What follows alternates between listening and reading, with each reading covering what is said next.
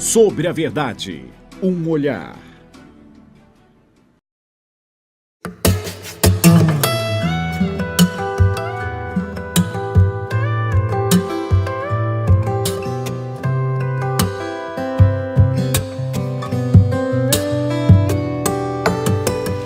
Não importa onde você parou, em que momento da vida você cansou, o que importa é que é sempre possível e necessário recomeçar. Recomeçar é dar uma nova chance a si mesmo. É renovar as esperanças na vida e, o mais importante, acreditar em você de novo. Sofreu muito nesse período? Foi aprendizado.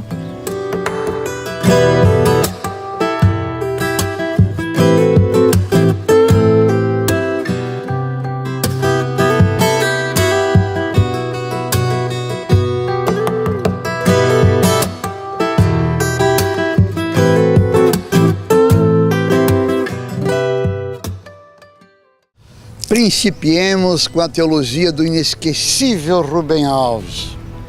Durante séculos, os teólogos, seres cerebrais, haviam se dedicado a transformar a beleza em discurso racional. A beleza não lhes bastava, queriam certezas, queriam a verdade. Mas os artistas, seres coração, sabem que a mais alta forma de verdade é a beleza. Agora, sem a menor vergonha, digo, sou cristão porque amo a beleza que mora nessa tradição. As ideias, chiados de estática ao fundo. Assim proclamo o único dogma da minha teologia cristã erótico-herética é: fora da beleza não há salvação. Eu leio os textos sagrados como quem lê poesia e não como quem lê jornal. Quem lê jornal procura a verdade dos fatos. Eu procuro a beleza. Quero uma teologia que esteja mais próxima da beleza que da verdade, porque da visão da beleza surgem os amantes, mas com a verdade se acendem fogueiras. Sobre a verdade um olhar. Sintam-se acolhidos. Fiquem conosco.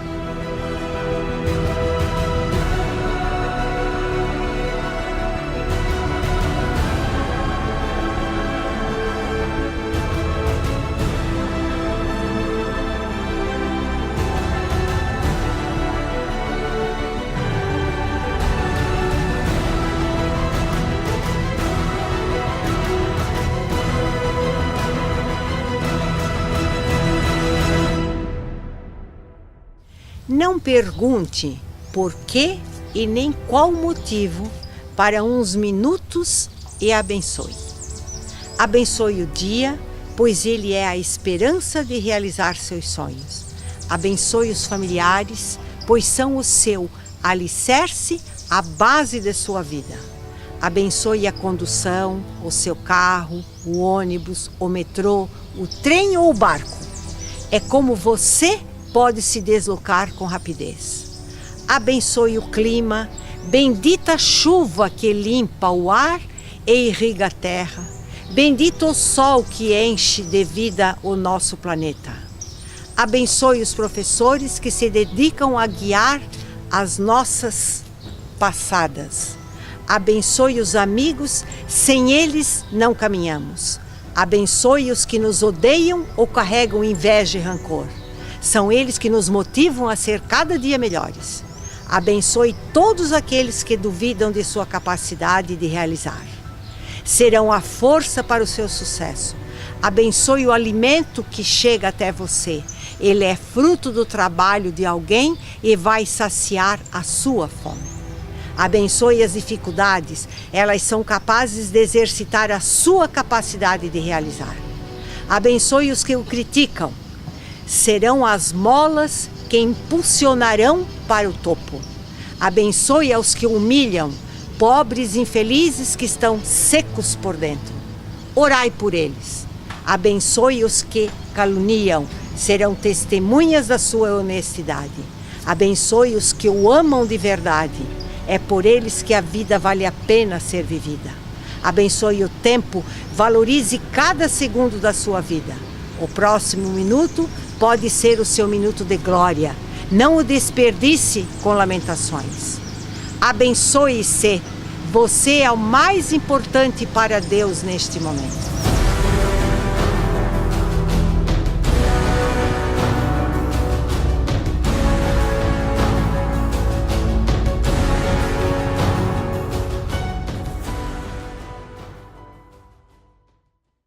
Do blog de Vera Batista colhemos. Ao contrário do que muitos pensam, ser gentil não significa ser bobo. Isso não quer dizer de forma alguma que a pessoa seja influenciável. Ser gentil é ser respeitoso. O gentil faz aquilo que acha ser bom para a relação. Ele não está sendo manipulado pelo outro. É mais inteligente ser gentil do que não ser. Agora, sobre o ser gentil e a prática da gentileza, Eliana Cunha Beber.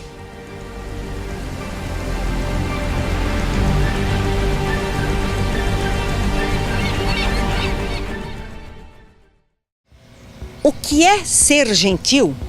Buscando o dicionário, acharemos que é amável, amistoso, cortês. Ouçamos então um texto sobre este tema. Quando tiver que escolher entre estar certo e ser gentil, escolha ser gentil. Quem assistiu o filme Extraordinário lembrará que esta é uma das frases ditas no início. Inserida no contexto sobre os temas que escolhemos para a nossa vida, a citação nos faz refletir. Na época de final de ano, é comum fazermos uma retrospectiva dos últimos 12 meses.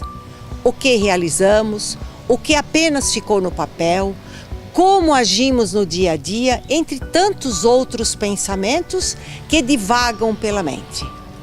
Também traçamos metas e desejamos muitas coisas, como a velha história de emagrecer, voltar a estudar, fazer um serviço voluntário, gastar menos, viajar e por aí afora segue a lista. Entretanto, se tivermos que escolher um lema em nossa vida, que tal optarmos por ser gentil? Mas ser de verdade e não apenas estar. No período de Natal e chegada do Ano Novo, costumamos ser gentis. Desejamos um final feliz, saúde, amor e o que mais cada um quiser a inúmeras pessoas. Praticamos boas atitudes. Porém, e se desejarmos ser gentil o ano todo sem olhar a quem? O filme mostra o impacto positivo em ser gentil. É ótimo para quem pratica e para quem recebe a gentileza. Reparemos em nosso dia a dia. Quando alguém é gentil conosco, simplesmente o nosso dia fica melhor. Quantas vezes estamos com alguma dificuldade, de mau humor, atrasados, cheios de trabalhos, aí alguém é gentil conosco e os problemas parecem simplesmente diminuir. Muitas. Ser gentil não existe tanto. Um sorriso, um bom dia ou um olá, como vai? Uma informação prestada com atenção, um olhar nos olhos do próximo com atenção, entre tantas outras atitudes. Se cada um de nós nos esforçarmos um pouco para ser gentil, que bom será. Menos mau humor, estresse, problemas. Em contrapartida, uma vida mais leve, simpática e feliz. Importante, não espere pelo outro para ser gentil, pois só podemos mudar a nós mesmos, não aos outros. É sendo gentil que podemos inspirar a outros a serem também. Ser gentil faz tão bem a nós quanto aos demais. Seja uma pessoa extraordinária, seja gentil.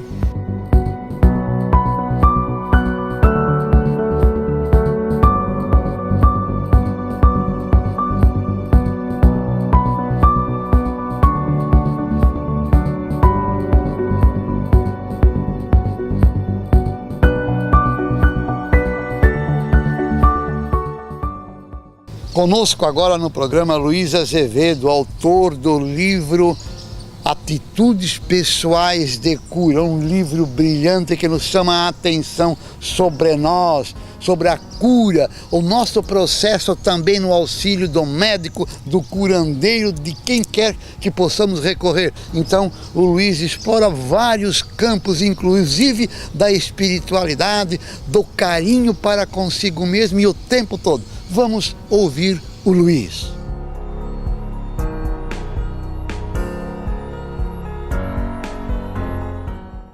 Antigamente, as crianças olhavam para o céu à noite para ver ou para contar as estrelas.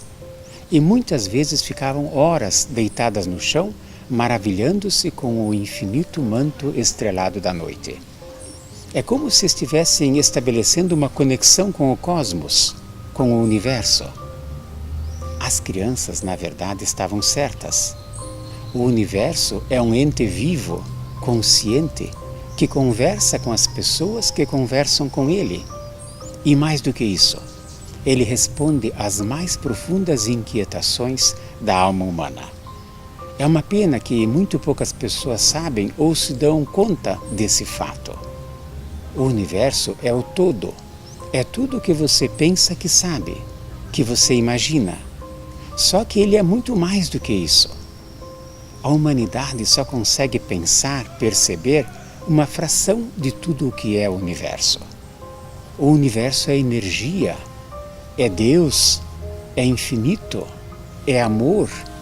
O universo é a natureza, também aí incluídos os astros, as estrelas, os planetas e tudo o mais que está presente no espaço celeste. O universo é o que você quiser que ele seja. O universo tem as respostas que você procura, mas tenha cuidado com as perguntas. Formule-as com responsabilidade. Tenha claro em mente, antes de perguntar, para que você quer aquela resposta e como você a usará em seu benefício e em benefício dos outros. Se você fizer uma pergunta e depois de algum tempo não receber nenhuma resposta, é porque o universo identificou que você fez a pergunta errada para obter a resposta que deseja. E assim, você tem uma nova oportunidade de reavaliar tudo antes de perguntar de novo.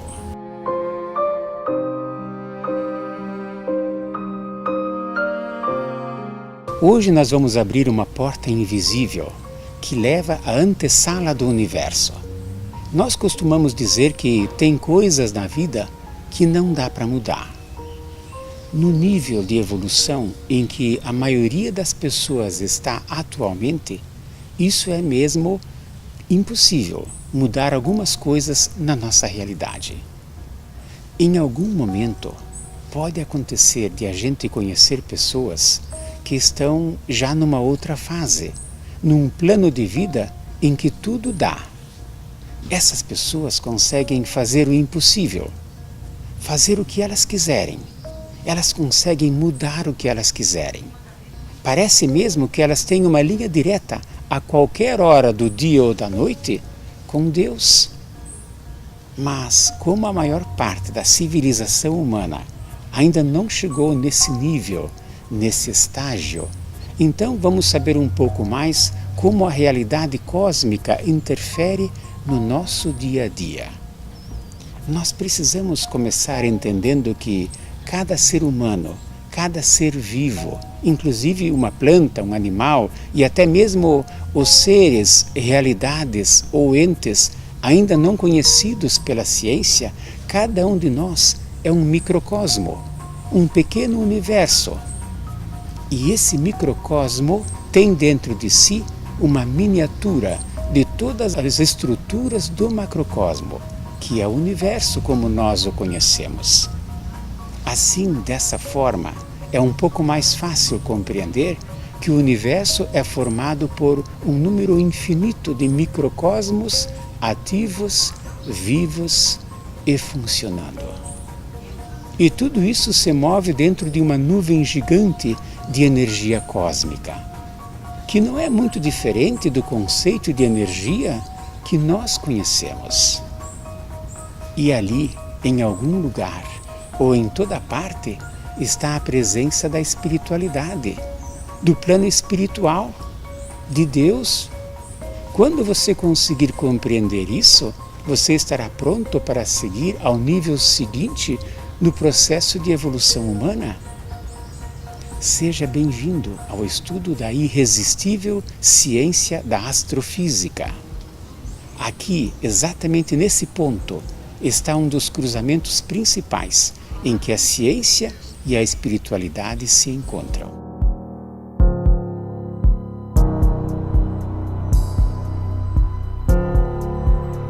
Vamos despertar para as mensagens que estão presentes nas leis do universo. Você já ouviu falar sobre elas? São os padrões que acontecem em nossa vida, na nossa realidade, o tempo todo. E da forma como nós, a maioria das pessoas, percebemos. Até agora, a ciência já identificou, estudou e classificou mais ou menos 100 de leis do universo. Cada uma delas é específica e muito interessante. Através delas você consegue entender o inexplicável, a física dos milagres. Você consegue compreender por que algumas pessoas conseguem acumular riquezas infinitas e outros estão à beira da miséria a vida inteira. Quais são os diferentes efeitos que a religião e a fé provocam nas pessoas? Você consegue entender também que as leis do universo explicam por que um tem um emprego excelente, enquanto o outro, por mais que se esforce, não consegue um trabalho digno. A felicidade, tê-la ou não é só questão de harmonizar-se com os outros, é também com o cosmos. Então, riqueza, trabalho, milagres, felicidade e tudo mais. No final das contas, a vida é sobre você obter sucesso na sua realidade ou não. Todo esse assunto sobre as leis universais está acessível a qualquer pessoa, até porque essa é uma exigência de uma das leis do universo. Mas não deve ser tratado como conhecimento de lazer, sem compromisso ou mera curiosidade. Esses conhecimentos têm um preço, têm um custo, porque são essência de vida. Claro que voltaremos a esse assunto. Então, uma última dica. Evite desarmonizar-se com o universo e você será muito mais feliz e realizado a partir de hoje mesmo.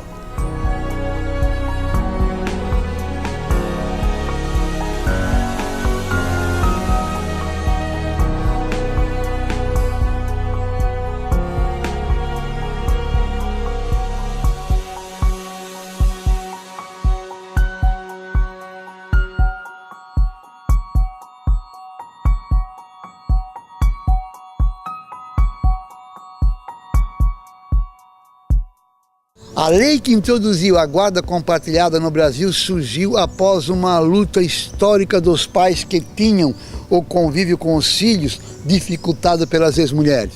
Mas só seria aplicada quando possível, e nunca era possível. Tinha-se sempre uma desculpa de que não era o melhor para os filhos.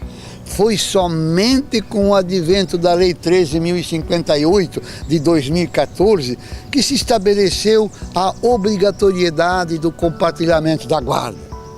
Ainda estamos vivenciando um processo histórico e implementação da cultura da guarda compartilhada, e sua evolução depende da quebra de paradigmas da estrutura patriarcal, a fim de que o cotidiano da criação e educação dos filhos seja realmente compartilhado. Conosco, integrando o grupo do nosso programa a partir de hoje, Caroline Hilário Arnold, advogada e professora da Uniaselv na área do Direito das Famílias e Sucessões. Conosco, a Caroline.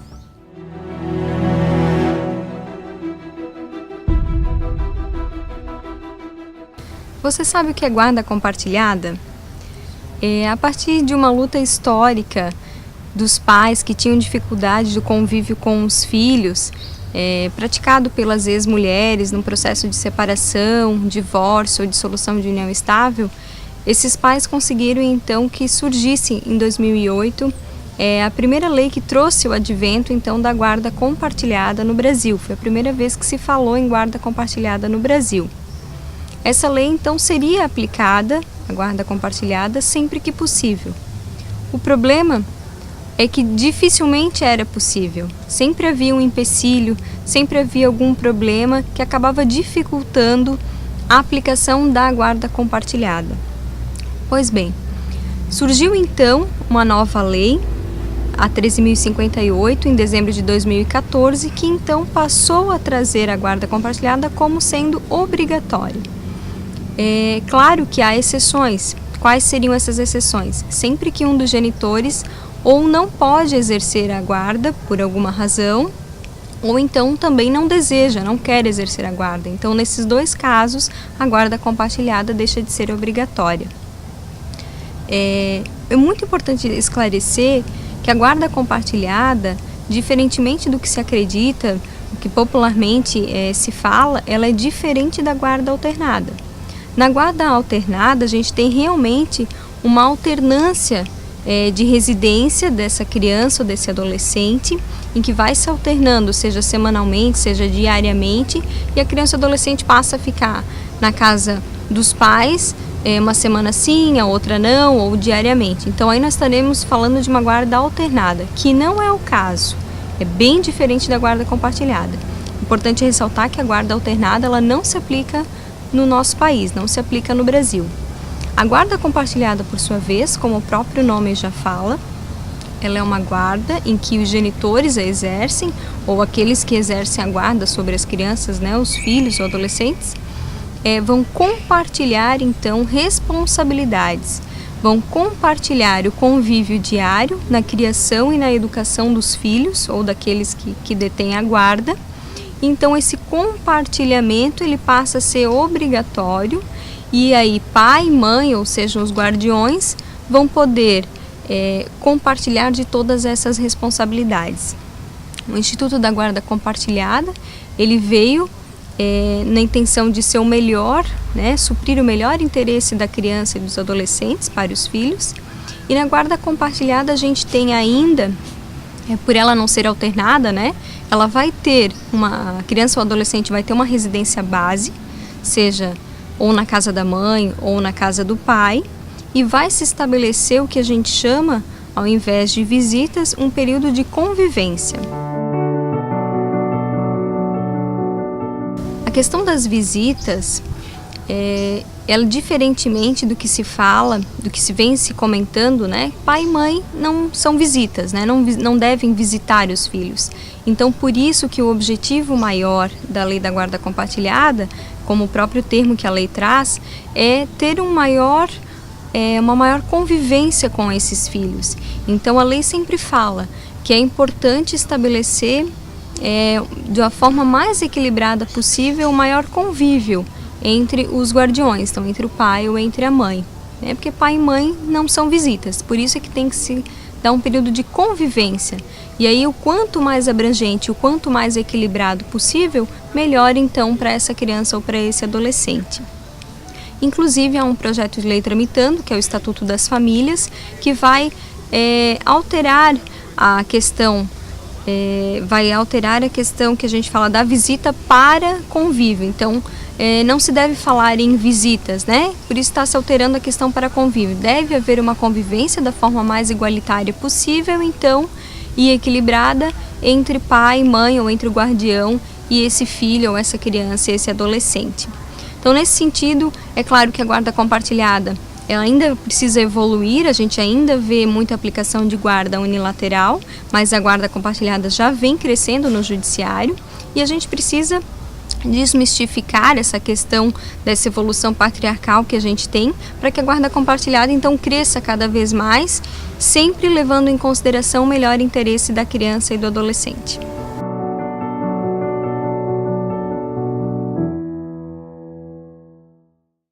De Stephen Covey ouvimos o conselho: seja criativamente vivo em todas as situações. Você sempre tem opções. Em todas as situações pode decidir como vai enfrentá-las e como vai sentir-se a respeito delas. seu comportamento resulta de decisões tomadas e não de condições externas. O poder da autoestima e do entusiasmo. Como trabalhar isso de dentro para fora? Tem como superar a crise através da autoestima como estratégia de superação?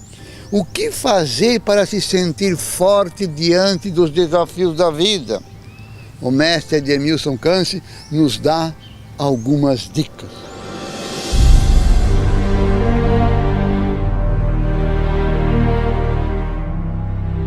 Olá, tudo bem? Prazer, meu nome é Edmilson Canci, eu sou promotor de felicidade e diretor da Viax Educação. E hoje, por acaso, a gente veio gravar aqui no Ramiro Ridger, começou a chover e aconteceu algo extraordinário. A chuva nos fez correr para cá e eu acabei conhecendo o Fritz Saudável, um lugar para você ter uma alimentação saudável e uma experiência maravilhosa gastronômica que faz parte e é um dos ingredientes fundamentais para o tema que eu vou trabalhar hoje no programa. O poder da autoestima. Autoestima não tem como ir na farmácia e comprar uma injeção. Você está aí deprimido, deprimida, estressado, estressada, cansado, cansada, vai lá e toma uma injeção e melhora. Ou um comprimido. Não tem isso na farmácia. Não há médico, psiquiatra ou psicólogo que cure a autoestima. Porque elevar a autoestima nunca será possível de fora para dentro, e sim somente de dentro para fora. Você é o único, a única responsável por elevar a sua autoestima. Será que isso faz diferença? Uma tremenda diferença.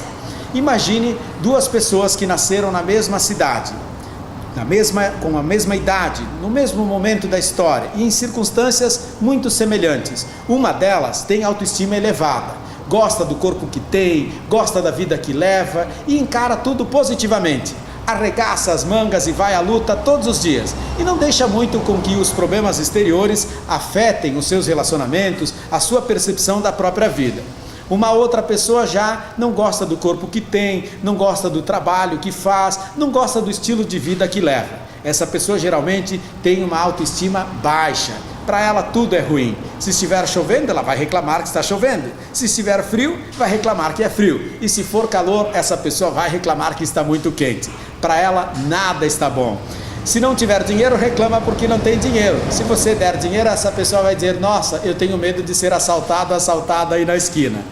A autoestima, ela faz uma tremenda diferença no relacionamento pessoal, na forma com que você se relaciona com as pessoas que a vida te der a oportunidade de encontrar a cada passo, a cada dia, em qualquer lugar. No mundo profissional, só se torna um empreendedor, uma empreendedora de sucesso, um vencedor, uma vencedora, as pessoas que têm autoestima elevada. Você trabalha numa fábrica, numa empresa, tem colegas aí dentro do seu trabalho que você percebe que tem autoestima elevada? Geralmente essas pessoas exercem liderança, têm uma personalidade atraente, cativam o cliente. Quem chegar só com o olhar, com um sorriso, essa pessoa já passa uma energia maravilhosa. E aí a venda, seja lá do que for, produto, ideia ou serviço, acontece naturalmente. E a gente sai falando bem dessa pessoa e desse local. Agora, você já trabalhou ou trabalha, ou convive na sua casa, ou na empresa, ou em qualquer lugar com pessoas que têm baixa autoestima? Esses zangados, reclamões que reclamam de tudo, da comida, da roupa, do trabalho. Pois é, essas pessoas afastam clientes e fazem com que o ambiente profissional se torne frustrante, desgastante para todos que estão ali. Então, para você que trabalha e que quer fazer sucesso, você precisa trabalhar a sua autoestima. E para já eu vou dar dicas efetivamente práticas do que um ser humano pode fazer para que a sua autoestima seja elevada. E com isso, você e a sua empresa vão fazer um sucesso cada vez maior. O poder da autoestima é algo extraordinário, fabuloso, que pode mudar a vida de um ser humano. você anda com a sua autoestima baixa, não gostando das coisas da vida, comece a se amar mais, a cuidar de você. Vai fazer uma atividade física. Olha, a gente está aqui na frente de um lugar maravilhoso, o Parque Ramiro Ridger em Blumenau. Mas com certeza a rua aí na frente da sua casa já pode ser um lugar extraordinário para você fazer uma caminhada, para você estar em contato com a natureza, com outras pessoas. Estar em contato com a natureza, com pessoas, com animais de estimação, fazer uma atividade física, academia, caminhada, andar de bicicleta, não importa qual, andar no meio da natureza é um ingrediente que eleva a autoestima de qualquer pessoa. Você imaginou um dia ruim, triste, você poder estar lá na praia, na beira do mar, andando de pés descalços, recolhendo conchinhas? Tem como, pegando um sol gostoso, tem como ficar emburrado, emburrada ou com autoestima em baixa? Eu acho meio difícil. Faça isso por você enquanto você tiver vida. Atividade física, uma alimentação saudável, comer frutas, verduras, ter um cuidado maior com a sua alimentação. Atividade física é fundamental. A alimentação saudável é fundamental. Leitura de bons livros, ver um bom filme, fazer aquilo que você gosta. São experiências que elevam a autoestima de qualquer ser humano. Então cuide do seu corpo. Como é que você cuida do corpo? Com atividade física e alimentação saudável. Cuide da sua mente. Cuidado com o que você anda falando. O que a gente fala acontece. Se você só fala de coisas negativas, ruins, a sua vida acaba virando um saco de gatos e fica pessimamente ruim. Então observe o que você fala e principalmente o que você ouve. Existem programas de televisão que nada agregam aos seres humanos. Pare de assistir esses programas. Não importa qual é o programa. Programas jornalísticos que só trazem notícia de tragédia e não agregam valor nenhum, devem ser cortados do seu menu mental. Passe a assistir programas que agreguem valor para a sua vida. Ou vai fazer outra coisa. Eu indico a leitura de bons livros. A leitura de livros exercita a mente de uma maneira extraordinária e faz com que a autoestima se eleve. Cuide do seu corpo, da sua mente, do seu espírito. O espírito nosso, ele adora fazer experiências inusitadas, diferentes. Então ouse sair de casa, ir ao encontro de pessoas que você não conhece, converse com essas pessoas, se dê a oportunidade de viver experiências novas e diferentes. O seu espírito vai ficar resplandecente e a sua autoestima vai ficar elevada. Corpo, mente, espírito e emoções. Procure se amar mais e amar as outras pessoas, fazendo gestos pequenininhos, deixando uma mensagem, uma flor, dando um beijo, um sorriso.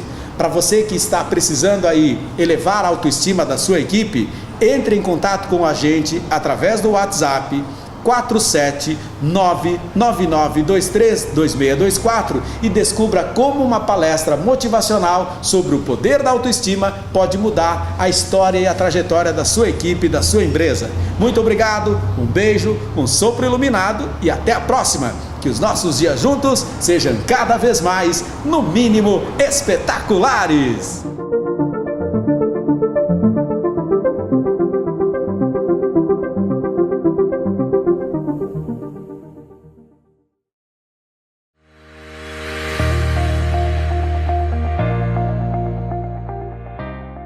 Vai construir, ampliar ou reformar? Venha para a Elétrica Zata. Aqui elaboramos projetos elétricos, laudos técnicos e tiramos suas dúvidas no andamento de sua obra, tanto residencial, predial ou industrial. Atendimento personalizado, entrega própria, produtos de qualidade e crediário facilitado. São mais de 20 mil itens para a instalação elétrica que você precisa. Tudo isso com preço que cabe no seu bolso. Elétrica Zata. Qualidade comprovada, satisfação garantida. Rua Paris 190 e Topala Norte em Blumenau. Telefone 3323-2888.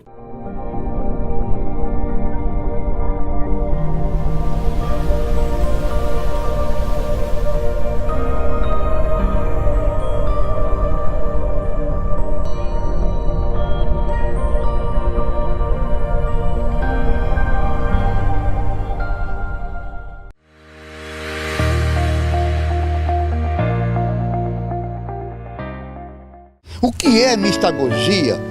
Entre os antigos gregos, rito de iniciação nos mistérios de Eleusis, localidade perto de Atenas, onde cultuavam as deusas agrícolas Deméter e Perséfone. Por extensão, todo o processo de iniciação doutrinário e litúrgico na vivência de uma determinada religião.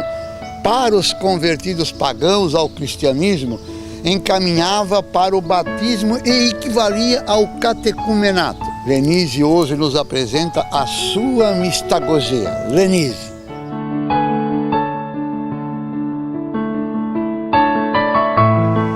Mistagogia. Vocês já ouviram falar esta palavra? É tão antiga como a Grécia é antiga. Aliás, é uma palavra grega. Mistagogia quer dizer mist, é uma palavra composta. Mist, de mistério. Gogia, de conduzir. É movimento, é de seguir. Na verdade, o que nós vivemos é um mistério. E não é o mistério que faz com que a gente pare. O mistério é a beleza, é a aventura, é a bem-aventurança. Seguir no mistério. Este é tempo de mistério. Nós não sabemos nem qual vai ser o nosso representante.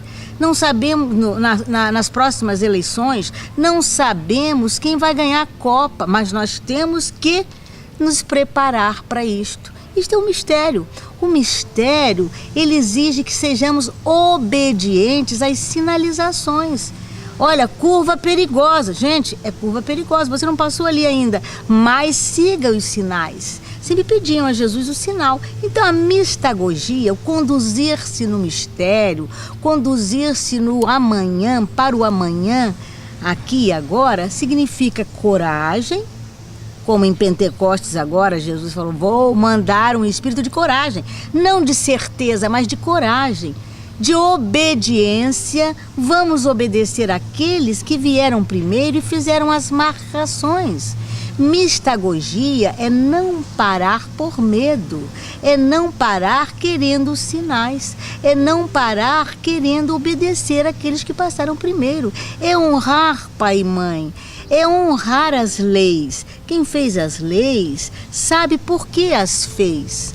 É viver em comunhão com as pessoas, com as ideias e não com a certeza. Quem tem certeza não é um bem-aventurado, já dizia Jesus a Santo Tomé. É quem tem fé, quem acredita sem ver, quem não para, quem consegue prosseguir, quem consegue levantar quando cai. Bom, neste buraco eu não caio mais, mas eu sei que pode ter outros mistérios, pode ter outros buracos, mas eu vou seguir com coragem, com obediência, com determinação. Então, mistagogia era uma ciência muito antiga na Grécia e que nós estamos, assim, com medo de segui-las. Medo pelo nosso conformismo. A gente quer apertar o botão e saber a programação. Isto é coisa para robô.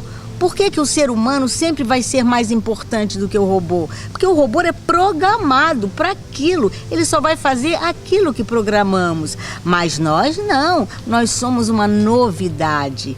Nós somos um evangelho vivo. Nós somos uma boa nova. Eu não sei o que vai acontecer, nem sei o que você vai me responder quando eu te falar, mas eu sei que meu sorriso, ele vai trazer uma transformação em você. A minha cara feia também, a minha palavra mais rude, a minha palavra mais doce. Os meus atos, eles são atos que podem levar as pessoas a mudar, a ser este mistério, a responder bem. Vamos acabar com este autismo social, onde as pessoas, elas jamais querem conviver com a novidade, com o belo, com aquilo que você não sabe o que vai vir.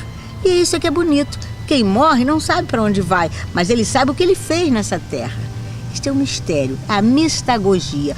Conduzir-se, seguir-se no mistério da vida, no encanto dessa bem-aventurança.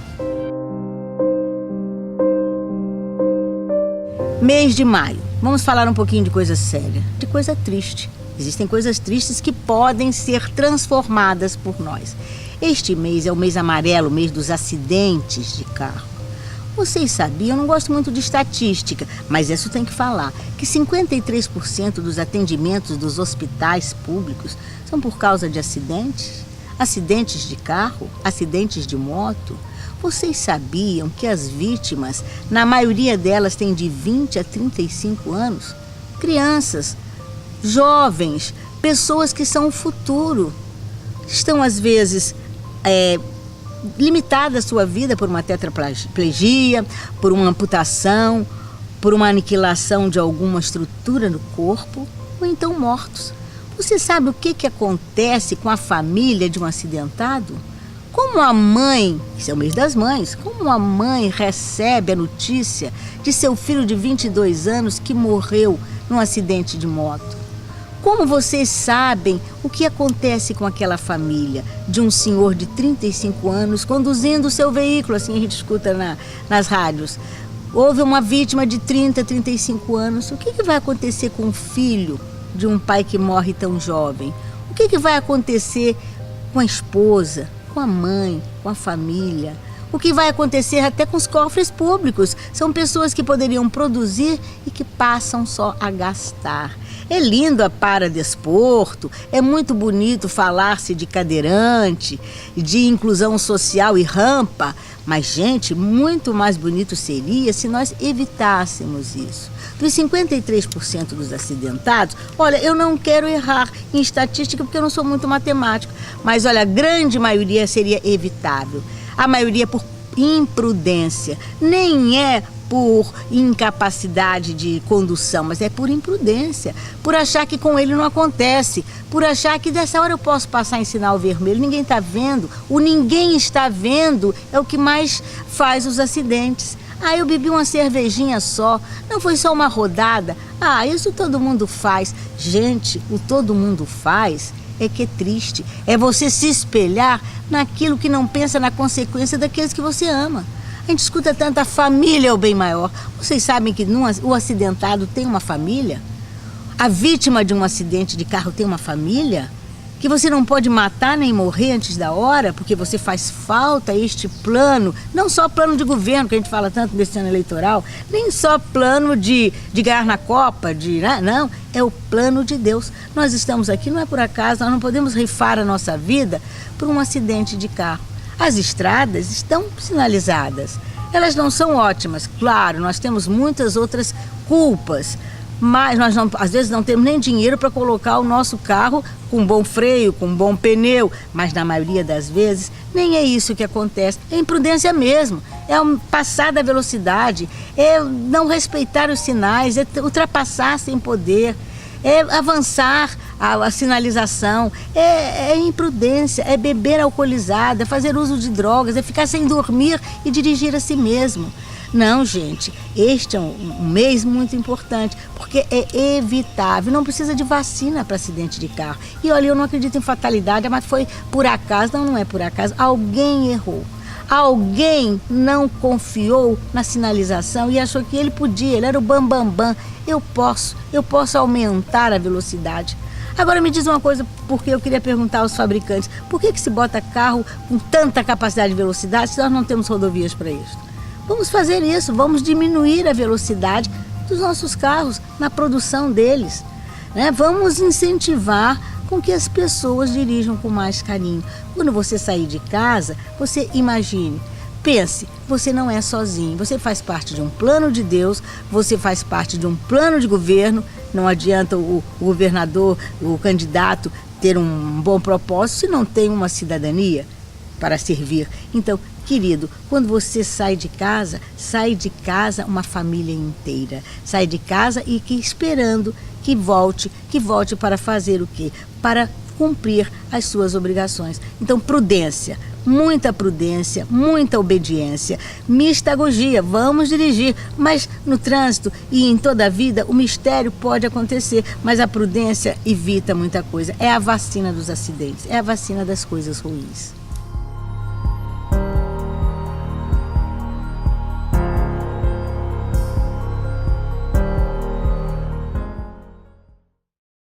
O poeta Václav Havel dizia assim: esperança não é a convicção de que alguma coisa irá ter sucesso, mas a certeza de que algo tem sentido, não importando qual seja seu desfecho. Hoje aqui, o texto Quem Espera Nunca Alcança, do padre José Antônio de Oliveira, da Arquidiocese de Mariana, Minas Gerais. Um padre que se situa muito bem no momento em que estamos vivendo, momento de incertezas, insegurança, desesperança.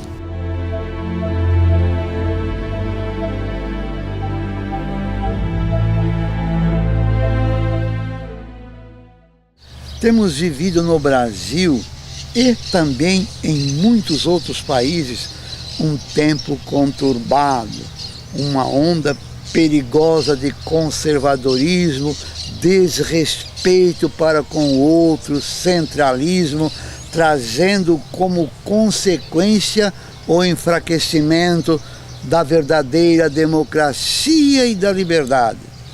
No meio de tudo isso, assusta a apatia e indiferença da grande maioria.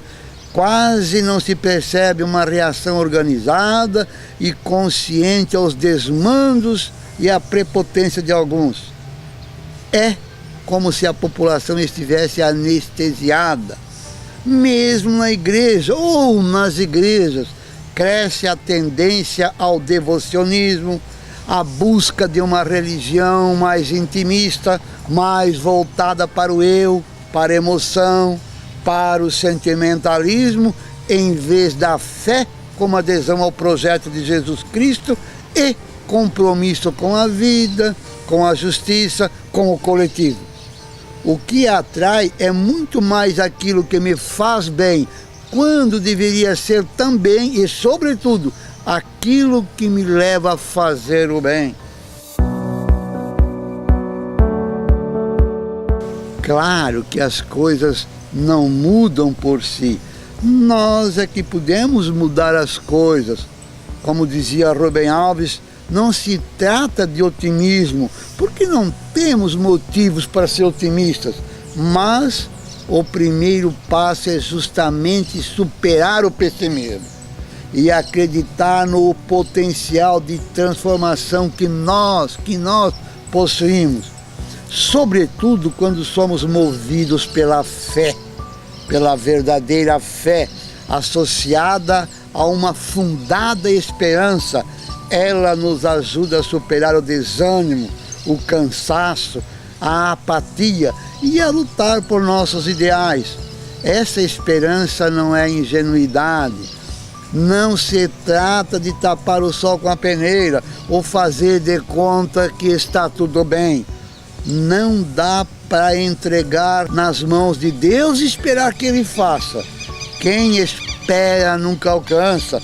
Você tem que procurar, canta o grupo Temo Corda. A nossa esperança, dizia Paulo Freire, não vem do verbo esperar, mas do verbo esperançar. Não significa aguardar de braços cruzados ou esperar que os outros resolvam. Essa esperança de que falamos aqui é a atitude de quem vai em busca, de quem luta, ousa, assume. O povo costuma dizer que é palavra de Deus. Faz a tua parte que eu te ajudarei. Ouvimos sempre. Nunca vi isso na Bíblia com essas palavras, diz o Padre José, mas o espírito do texto bíblico é justamente este. Deus está por trás e na frente de tudo. Sem Ele não somos nada, mas Ele nunca age sozinho, sempre pede a nossa participação. É o que nos ensina São Tiago, a fé sem obras é morta. E podemos completar, a esperança sem compromisso é ilusão. Não temos motivos para qualquer otimismo, mas temos fé e esperança suficientes para prosseguir. As perspectivas são bastante sombrias para o ano em curso, mas o cristão não pode jamais desanimar, muito menos se acomodar. Então, fica para nós o desafio teimoso de Cora Coralina. Desistir? Já pensei seriamente nisso, mas nunca me levei realmente a sério. É que tem mais chão nos meus olhos do que cansaço das minhas pernas, mais esperança em meus passos do que tristeza nos meus ombros, mais estrada no meu coração do que medo na minha cabeça. Paz e bem.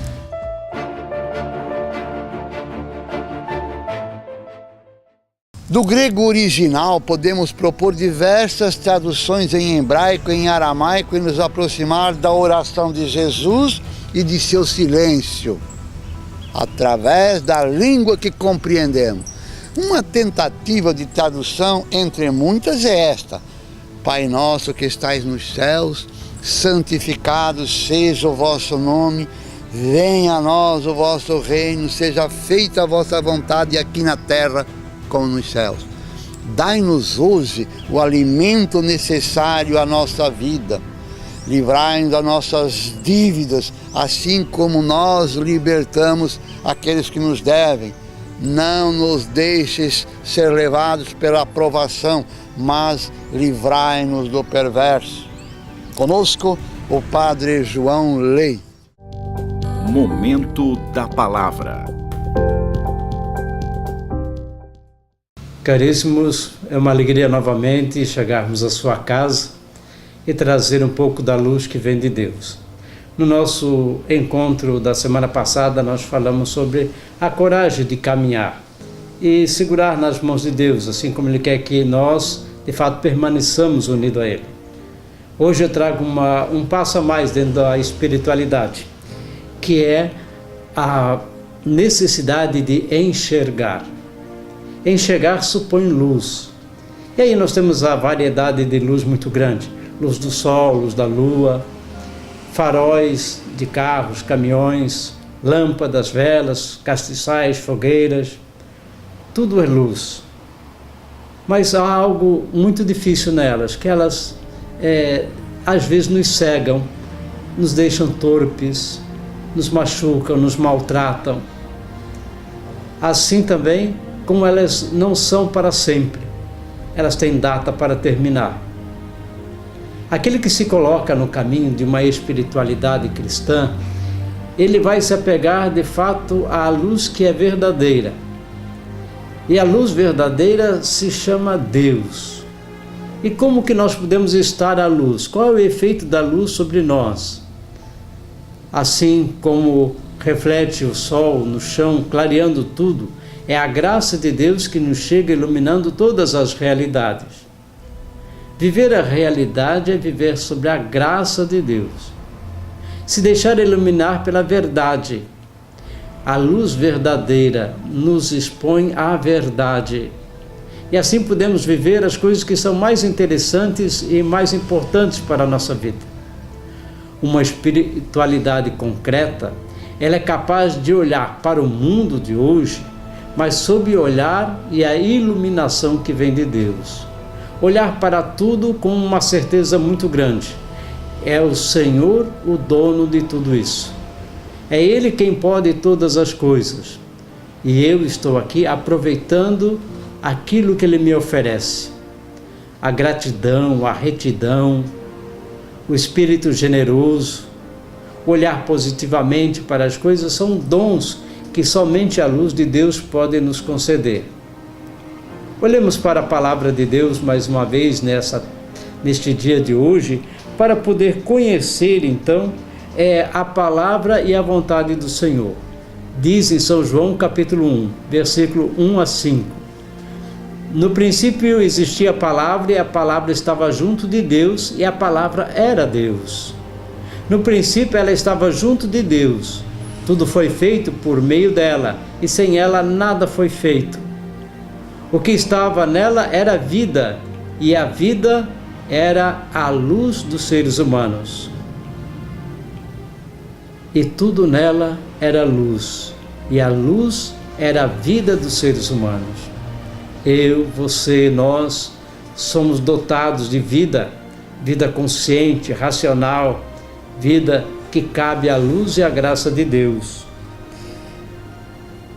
Vamos voltar e começar o nosso caminho nos deixando iluminar por Deus. Confiemos na luz que vem dele. Mesmo que lance luzes sobre nossas trevas, deixemos-nos iluminar por ele. Até a próxima. Momento da Palavra. No dia 4 de junho, nós teremos novamente a palestra no Salão do Centro de Catequese da Catedral São Paulo Apóstolo, às 19h30, para ouvirmos a assistente social Maria José Benites, que nos falará sobre sexualidade humana. Sinta-se convidado.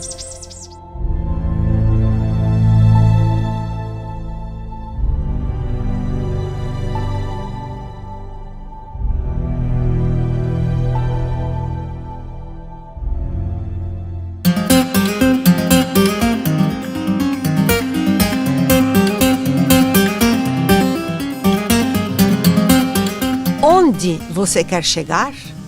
Ir alto? Sonhe alto. Queira o melhor do melhor. Queira coisas boas para a vida. Pensamentos assim trazem para nós aquilo que desejamos. Se pensarmos pequeno, coisas pequenas teremos. Já se desejarmos fortemente o melhor e principalmente lutarmos pelo melhor, o melhor vai se instalar na nossa vida.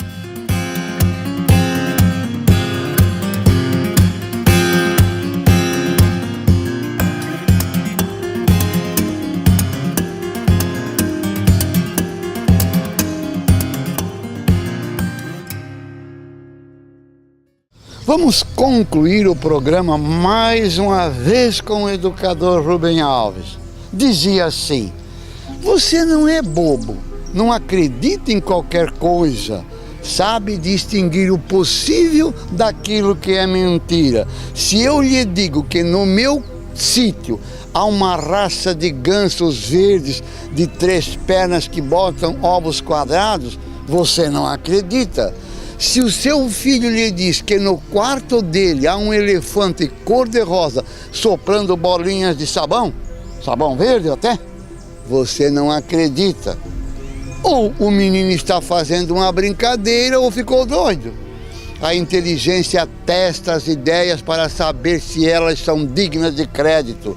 Agora me explique, por que é que quando se entra no campo da religião, as pessoas estão prontas a acreditar em qualquer coisa que uma outra pessoa lhe diz? Por quê? Será que é para o sentimento religioso aflorir, melhorar? É preciso abandonar a inteligência por causa da religião? Fica-nos então uma reflexão para a semana. Será que para se ter sentimento religioso é preciso abandonar a inteligência? Paz e bem.